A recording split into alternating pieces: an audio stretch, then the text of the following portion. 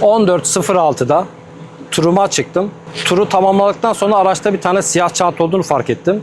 Kayıp çantaları hemen resmini amirlikle paylaştım. Amirlik sonradan beni aradı. İçinde ziynet eşyası olduğunu söyledi. Tabii ki ben bu arada bilmiyordum içinde ziynet eşyası olduğunu. Çantayı alıp amirliğimize getirdim. Trambüste çantamı unuttum. Karakola başvurdum. Çantam MOTAŞ sayesinde bulundu.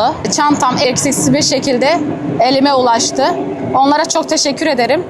Bu hassasiyetleri için. Kim olsaydı bu şekilde davranmazdı belki. Böyle insanlar varmış demek ki. Allah razı olsun. Teşekkür ederiz. Sağ olun. Sağ olun. Siz de sağ olun.